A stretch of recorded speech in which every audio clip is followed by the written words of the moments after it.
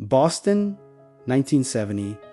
The air was cold, but the city's music scene was on fire, creating the perfect storm for two forces of nature to collide. On one side, you had Stephen Tallarico, a flamboyant vocal prodigy with a flair for the dramatic. On the other, Joe Perry, a guitarist obsessed with the raw, grinding blues. They first crossed paths in Sunape, New Hampshire. But their shared destiny was forged in a cramped apartment at 1325 Commonwealth Avenue in Boston. This was the birthplace of Aerosmith. The lineup solidified quickly, bringing together the essential five: Steven Tyler on vocals, Joe Perry on lead guitar, Tom Hamilton on bass, Joey Kramer on drums, and finally, Brad Whitford on rhythm guitar. The chemistry between them was instant, but it was also incredibly volatile, especially between Tyler and Perry.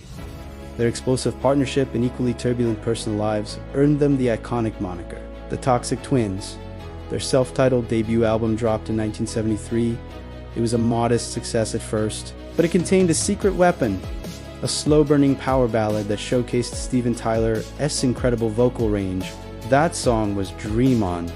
It wasn't an immediate smash hit, but its eventual climb up the charts proved that Aerosmith had a depth that went far beyond the simple hard rock label. They were hungry, they were touring relentlessly, and they were crafting a sound that felt like the swagger of the Rolling Stones and the thunder of Led Zeppelin, all filtered through a raw, American, urban blues lens. The next two albums launched them into the stratosphere. First came Asterisk, Get Your Wings Asterisk in 1974, but it was Asterisk's Toys in the Attic, Asterisk in 1975, that solidified their legendary status. This album was the definitive statement of 70s American hard rock. It gave us sweet emotion with that iconic opening bass line from Tom Hamilton and the funk-infused rock masterpiece, Walk This Way. These weren't just hit songs. They were anthems that cemented Aerosmith as stadium headliners, America's greatest rock and roll band. They followed this massive success with Asterisk Rocks Asterisk in 19... An album so hard-hitting and influential that future rock giants like Guns N' Roses and Metallica would later point to it as a cornerstone of their own sound. But by the late 1970s, the dizzying success began to take its toll. The constant touring, the immense pressure, and a growing dependence on hard drugs, the very things that fueled the Toxic Twins mythologies, started to tear the band apart. The creative core, the fiery relationship between Tyler and Perry, devolved into constant bickering and open hostility. The first major crack appeared in 1979 during the recording of Asterisk Night in the Ruts, Asterisk. A frustrated and completely fed up, Joe Perry walked out, leaving the band mid. His departure was a devastating blow.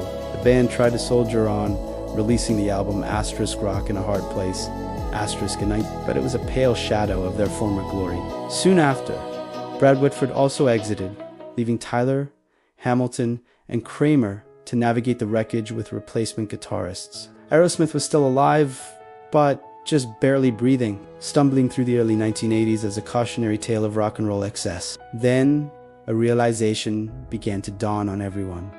The magic, the real Aerosmith, was only possible with the original five. In 1984, the classic lineup reunited for the Back in the Saddle tour, a name that perfectly captured the feeling of redemption. But this reunion was fragile, still haunted by old habits.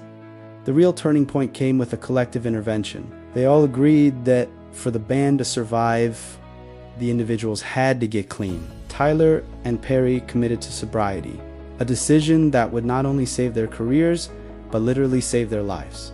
The world got its first taste of this rejuvenated Aerosmith in 1986, and it came from a completely unexpected direction.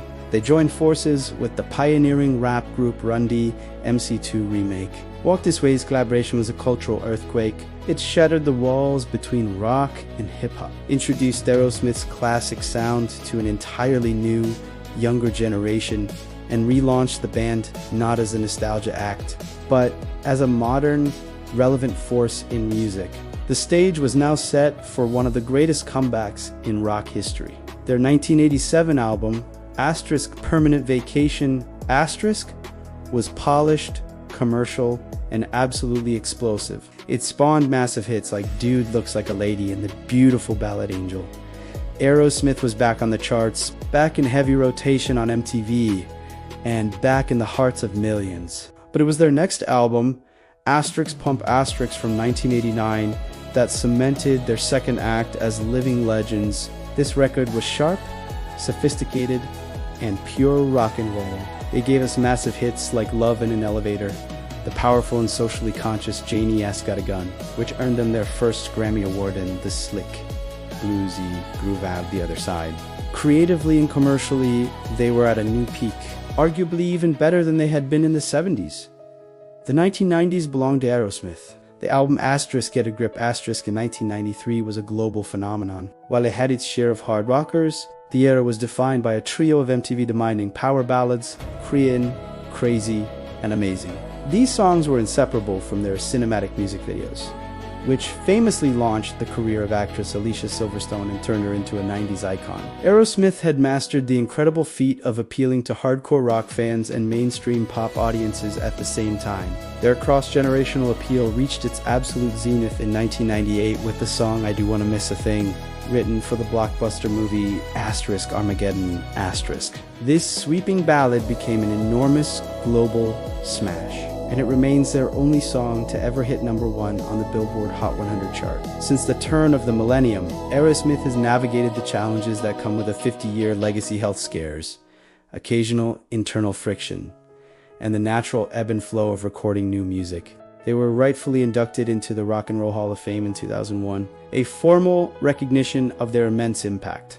Through it all, the 5 original members, Stevan Tyler, Joe Perry, Tom Hamilton, Joey Kramer, and Brad Whitford, have continuously found their way back to each other and back in the saddle. They remain one of the most compelling, durable, and influential American rock bands of all time.